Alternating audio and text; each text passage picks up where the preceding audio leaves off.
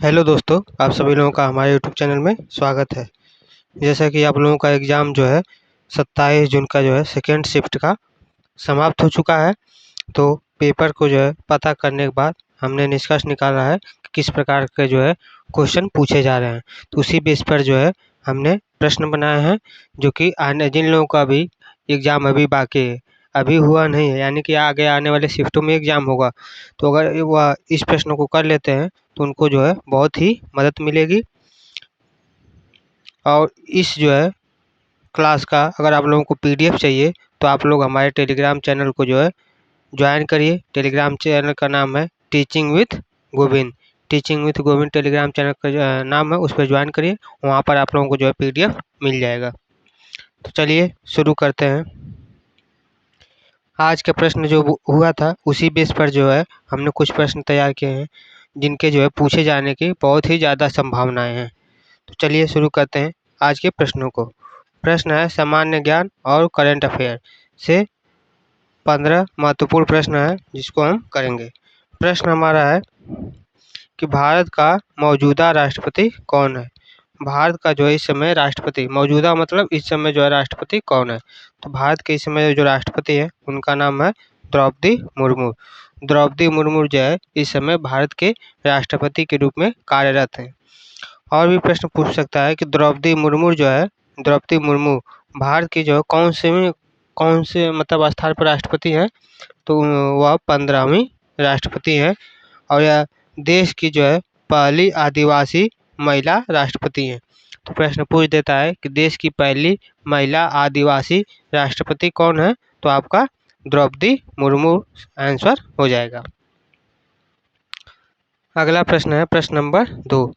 प्रश्न नंबर 2 हमारा है 2024 में होने वाले ओलंपिक खेल कहाँ पर आयोजित होंगे।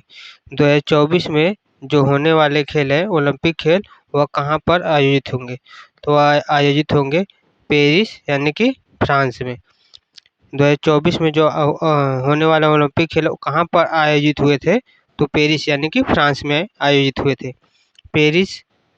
पेरिस में जो है सन 1900 और 1924 के बाद तीसरी बार जो है 2024 में ओलंपिक खेल की जो है मेज़बानी कर रहा है।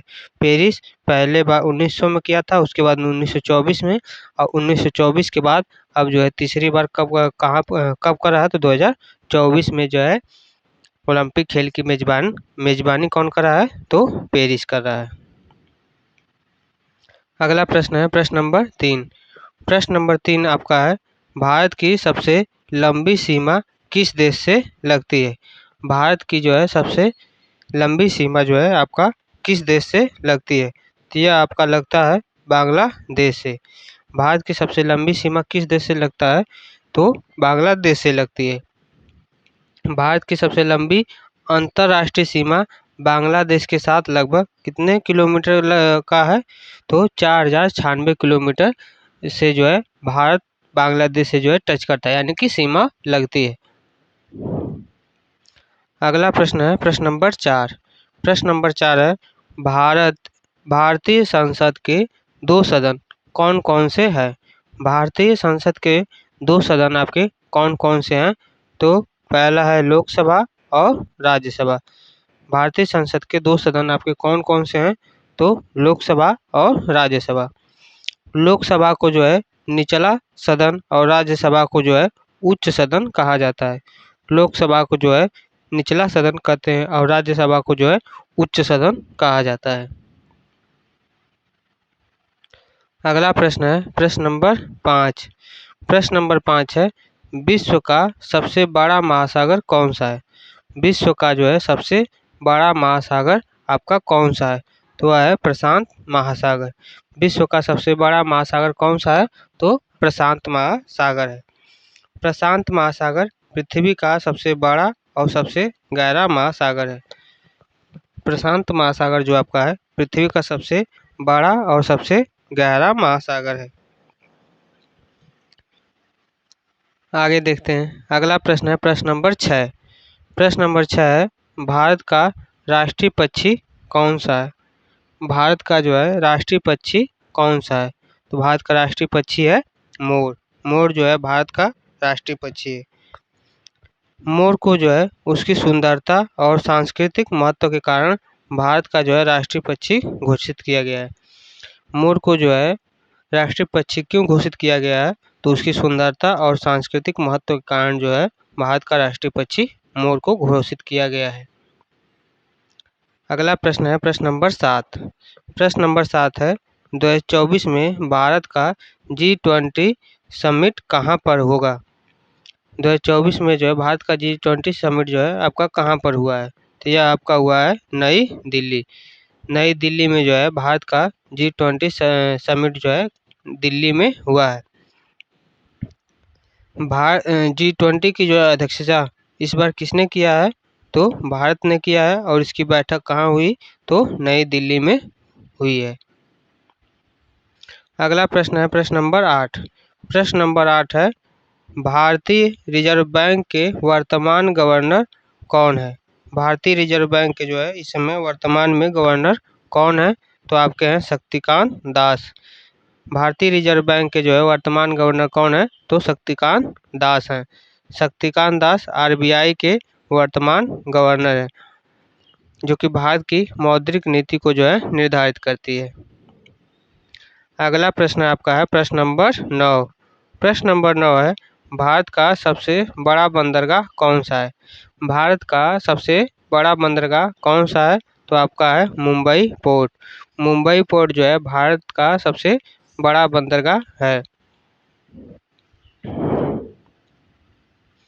अगला प्रश्न है प्रश्न नंबर 10। प्रश्न नंबर 10 है भारत का राष्ट्रीय खेल कौन सा है? तो भारत का राष्ट्रीय खेल आपका है हॉकी। भारत का राष्ट्रीय खेल कौन सा है? तो हॉकी है। हॉकी को भारत का राष्ट्रीय खेल माना जाता है, हालांकि कोई भी आधिकारिक घोषणा नहीं है कि हाँ। अगला प्रश्न है प्रश्न नंबर 11। प्रश्न है विश्व पर्यावरण दिवस कब मनाया जाता है? विश्व पर्यावरण दिवस आपका कब मनाया जाता है? तो यह मनाया जाता है 5 जून को। 5 जून को जो है विश्व पर्यावरण दिवस के रूप में मनाया जाता है और यह दिन पर्यावरण संरक्षण के प्रति जागरूकता फैलाने के लिए मनाया जाता है। विश्व पर्यावरण दिवस जो है पर्यावरण संरक्षण के प्रति जो है जागरूकता फैलाने के लिए जो है 5 जून को विश्व पर्यावरण दिवस के रूप में मनाया जाता है। अगला प्रश्न है आपका प्रश्न नंबर 12। प्रश्न है भारत का सबसे बड़ा व्यावसायिक हवाई अड्डा कौन सा है? भारत का सबसे बड़ा व्यावसायिक हवाई अड्डा कौन सा है? तो यह है दिल्ली का इंदिरा गांधी अंतर्राष्ट्रीय हवाई अड्डा। दिल्ली का जो है इंदिरा गांधी अंतर्राष्ट्रीय हवाई अड्डा जो है भारत का सबसे बड़ा व्यावसायिक हवाई अड्डा है और यह जो है भारत का सबसे व्यस्त और सबसे बड़ा हवाई अड्डा है। कौन सा? दिल्ली का जो है इंदिरा गांधी अंतर्राष्ट्रीय हवाई अड्डा। अगला प्रश्न है प्रश्न नंबर 13। प्रश्न है 2023 में नोबेल शांति पुरस्कार किसको मिला है? 2023 में जो है नोबेल शांति पुरस्कार जो है किसको मिला है? तो कार्ल हेनरिक स्मिथ को। कार्ल हेनरी स्मिथ को जो है 2023 में नोबेल शांति पुरस्कार से जो है सम्मानित किया गया है।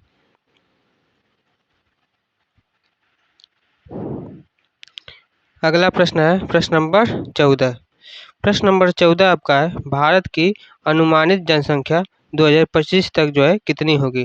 भारत की जो अनुमानित जनसंख्या है 2025 तक जो है कितनी होगी? तो यह आपकी हो जाएगी लगभग 14.5 करोड़ 5 अरब।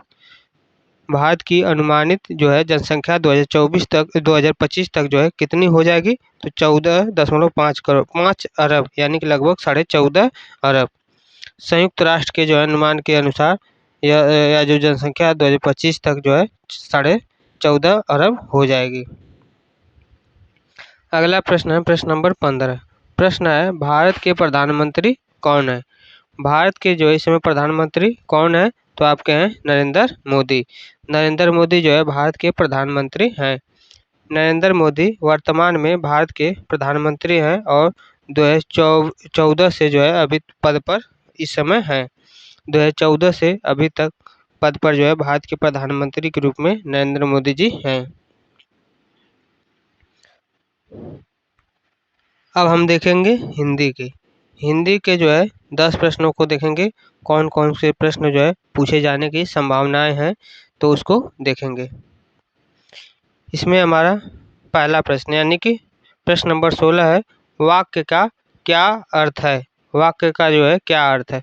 तो शब्दों का समूह जो कि पूर्ण अर्थ देता हो उसको हम क्या कहते हैं? वाक्य कहते हैं। शब्दों का वह समूह जो कि पूर्ण अर्थ देता है उसको वाक्य कहते हैं। वाक्य जो है शब्दों का ऐसा समूह जो किसी विचार या भावना को पूरी तरीके से जो व्यक्त कर देता है उसे वाक्य कहा जाता है। अगला प्रश्न है प्रश्न नंबर 17। प्रश्न है, संज्ञा किसे कहते हैं? संज्ञा किसे कहते हैं? तो किसी व्यक्ति, वस्तु, स्थान या फिर भावना को भावना का नाम, किसी भी वस्तु, व्यक्ति अथवा स्थान या फिर भावना के नाम को जो है संज्ञा कहा जाता है। संज्ञा वह शब्द है जो किसी चीज के नाम को बताता है। अगला प्रश्न है प्रश्न नंबर 16। प्रश्न नंबर 18। प्रश्न है, विलोम शब्द का क्या अर्थ जो है क्या है? यानी कि विलोम शब्द क्या है? तो विपरीत अर्थ वाले शब्दों को जो है विलोम शब्द कहा जाता है। विपरीत अर्थ वाले शब्दों को क्या कहते हैं? विलोम शब्द कहते हैं। विलोम शब्द किसी शब्द का उल्टा या फिर विपरीत अर्थ जो है दर्शाता है। अगला प्रश्न है प्रश्न नंबर 19। प्रश्न है, काल किससे संबंधित है? काल जो है किससे संबंधित है? तो यह संबंधित है क्रिया के समय से। काल जो है क्रिया के समय से संबंधित है। काल बताता है कि कोई क्रिया कब तक हुई है, यानी कि भूतकाल, या फिर हो रही है तो वर्तमान काल, या फिर होगी तो भविष्य काल। यह जो है काल को बताता है। अगर कोई भी चीज़ हो चुकी है तो भूतकाल, हो रही है तो वर्तमान काल, या फिर हो गई है अभी होगी तो वह भविष्य काल होगा। अगला प्रश्न है प्रश्न नंबर 20। प्रश्न है, बहुवचन क्या होता है? बहुवचन जो है क्या होता है? तो एक से अधिक संख्या को जो है हम क्या कहते हैं? बहुवचन कहते हैं। बहुवचन वह रूप होता है जो एक से ज़्यादा वस्तुओं या फिर व्यक्तियों को जो है दर्शाता है। अगला प्रश्न है प्रश्न नंबर 21। प्रश्न है, विशेषण का कार्य क्या है? विशेषण का जो है कार्य क्या है? तो संज्ञा या सर्वनाम की जो विशेषता बतलाता है उसको हम क्या कहते हैं? विशेषण कहते हैं। संज्ञा या सर्वनाम की विशेषता बताना विशेषण कहलाता है। विशेषण शब्द संज्ञा की विशेषता, गुण या फिर मात्रा को बताता है। अगला प्रश्न है प्रश्न नंबर 22। प्रश्न नंबर 22 है, अव्यय के उदाहरण दें। अव्यय के जो है उदाहरण बताइए। अव्यय क्या है? तो इसका उत्तर नहीं, बहुत, फिर, ये सभी के सभी क्या है? अव्यय। नहीं अव्यय है, बहुत अव्यय है, फिर ये भी अव्यय है। अव्यय ऐसे शब्द होते हैं जो न बदलते हैं और क्रिया वाक्य के अन्य शब्दों से जो है जुड़े रहते हैं। जो कि न तो बदलते हैं और क्रिया और वाक्य के साथ अन्य शब्दों के साथ जुड़े रहते हैं, उनको अव्यय कहा जाता है। अगला प्रश्न है प्रश्न नंबर 23। प्रश्न है, सर्वनाम का जो है सर्वनाम क्या होता है? सर्वनाम क्या होता है? तो इसका आंसर होगा, वह शब्द जो संज्ञा की जगह आता है उसको सर्वनाम कहते हैं। वह शब्द जो संज्ञा की जगह ले लेता है उसको सर्वनाम कहते हैं। सर्वनाम जो है संज्ञा की पुनरावृत्ति से बचाता है, जैसे कि वह, यह, मैं। अगर किसी भी संज्ञा की जो अगर पुनरावृत्ति हो रही है तो उसको बचाने के लिए जो है, मतलब उसके स्थान पर हम सर्वनाम का जो है प्रयोग करते हैं। जैसे कि वह हो गया, यह हो गया, मैं हो गया, ये सभी सभी क्या है? सर्वनाम है। अगला प्रश्न है प्रश्न नंबर 24। प्रश्न है कि संधि क्या होती है? संधि क्या होती है? तो दो शब्दों का मेल जो कि नए शब्द बनाता है उसको क्या कहते हैं? संधि कहते हैं। दो शब्दों का मेल जो कि नए शब्द को जो है बनाता है तो उसको हम संधि कहते हैं। संधि में जो है दो शब्द मिलकर एक नया शब्द बनाते हैं, जैसे कि राम प्लस उच्छित, क्या हो गया? रामुच्छित। संधि, तो यह आपका संधि हो गया। जैसे राम प्लस उच्छित रामुच्छित, यानी कि दो शब्द मिलकर जब जो है एक नया शब्द बनाते हैं तो वह संधि के द्वारा होती है। अगला प्रश्न है प्रश्न नंबर 25। प्रश्न है, पर्यायवाची शब्द का क्या अर्थ है? पर्यायवाची शब्द का जो है क्या अर्थ है? तो इसका उत्तर हो जाएगा, समान अर्थ वाले शब्द को जो है पर्यायवाची कहा जाता है। समान अर्थ वाले जो है शब्दों को क्या कहते हैं, तो पर्यायवाची कहते हैं। पर्यायवाची ऐसे शब्द होते हैं जो एक दूसरे के जो है समान अर्थ रखते हैं। पर्यायवाची जो होते हैं ऐसे शब्द होते हैं जो एक दूसरे से जो है समान अर्थ रखते हैं। अब हम देखेंगे कंप्यूटर से। अब हम देखेंगे कंप्यूटर से संबंधित जितने भी महत्वपूर्ण प्रश्न हैं उसको हम देखेंगे। तो इसमें जो हमारा प्रश्न है प्रश्न नंबर 26। प्रश्न है सीपीयू का पूरा नाम क्या है। सीपीयू का पूरा नाम क्या है, यानी कि सीपीयू का फुल फॉर्म क्या होगा। तो सीपीयू का फुल फॉर्म होगा सेंट्रल प्रोसेसिंग यूनिट। सीपीयू का फुल फॉर्म क्या होगा, तो सेंट्रल प्रोसेसिंग यूनिट। सीपीयू जो है, सीपीयू को कंप्यूटर का जो है मस्तिष्क कहा जाता है, जो कि सभी दिशा निर्देशों को जो है प्रोसेस करता है। सीपीयू को जो है प्रश्न पूछ देता है कंप्यूटर का मस्तिष्क किसको कहते हैं। कंप्यूटर का मस्तिष्क जो है सीपीयू को कहा जाता है। और सीपीयू का फुल फॉर्म क्या होता है, तो सेंट्रल प्रोसेसिंग यूनिट।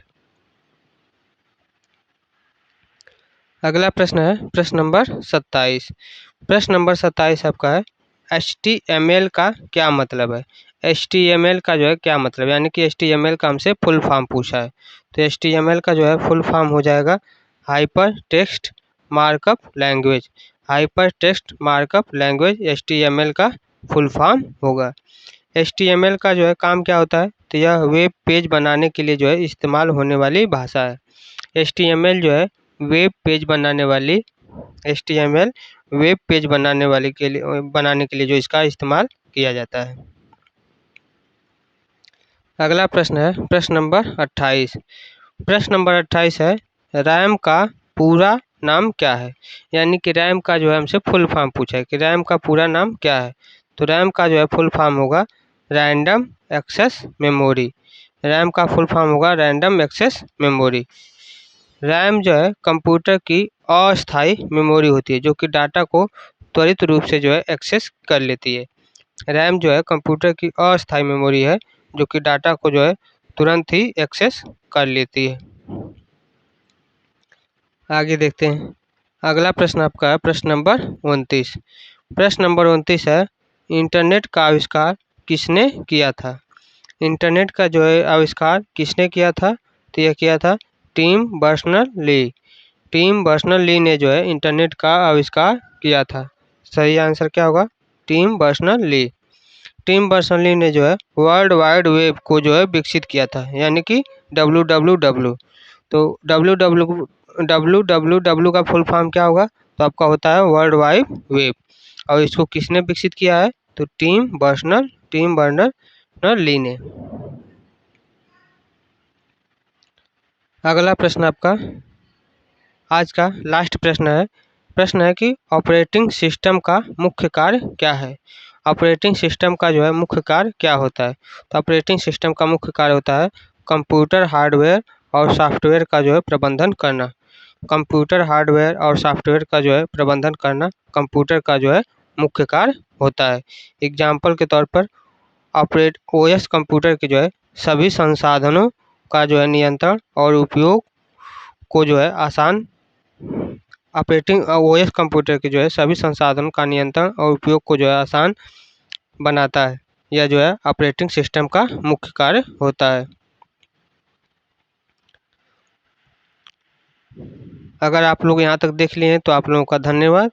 और अगर आप लोगों को इस क्लास का PDF चाहिए तो आप लोग हमारे टेलीग्राम चैनल से जुड़ जाइए। टेलीग्राम चैनल का नाम है टीचिंग विद गोविंद।